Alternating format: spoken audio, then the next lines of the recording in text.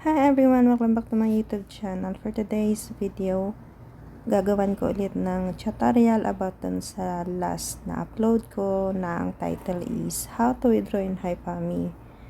Okay, marami kasing nag-comment.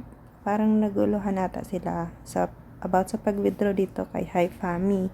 Okay, ito yung mga nag-comment. As lang po ma'am, legit po ba yung pag-reach mo level 50? Ma-withdraw na yung 600 or need pa mag-ipon ng 600. Okay, ito po yung i-explain ko ngayon. Okay, second one, kailangan pa po talaga tapusin lahat ng level para ma-withdraw yung pera. And third, hello po, need po ba maging VIP para makapag-withdraw?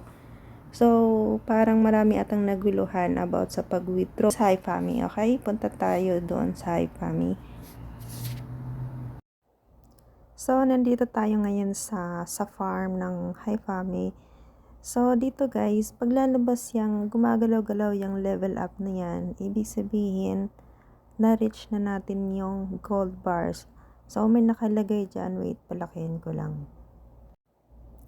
So, ayan, may nakalagay na 310.3M over 310M. So, ibig sabihin, kapag lalabas yung level up, na-reach mo na yung 310M na gold bars.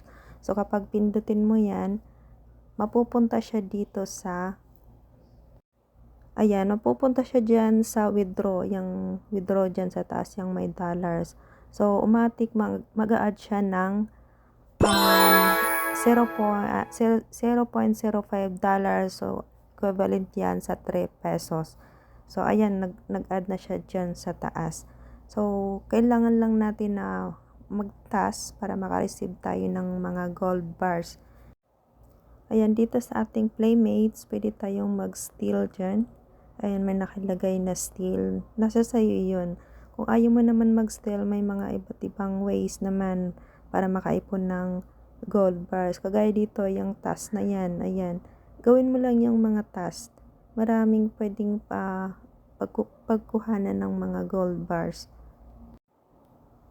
Ayan, dito naman sa family room or doon sa private room mo, pwede tayong mag-dice para mas mabilis tayo makaipon ng mga gold bars. Ayan, magda-dice tayo.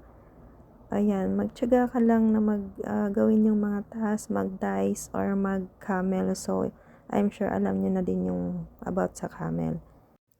Balik tayo dito sa farm. Ayan, pag may makita kang kulay green na naka-check, ayan, pindutin mo lang yan. Ibig sabihin niya, na-receive mo na yung task. So, doon sa mga nag-comment, okay guys, dito tayo mag-focus dyan sa may withdraw na yan. Yan yung pera natin. So, kapag nakaipon tayo dyan na, kasi ang flag ko is UK to, so dollar siya. So, kapag may $10 dyan, or kapag Pinas naman yung flag mo, automatic yan, peso ang nakalagay dyan. So, kapag may or nakaipon ka na dyan ng $10 or 600 pesos, automatic na po tayong maka-withdraw dito sa HiFami. So, yun lang. Thank you for watching, and kung gusto mong mag-comment or kung may gusto kang itanong, mag-comment ka lang po at sasagutin ko po yan. Re-replyan ko po yan. So, yun lang. Thank you for watching, and don't forget to like, share, and subscribe. Bye-bye.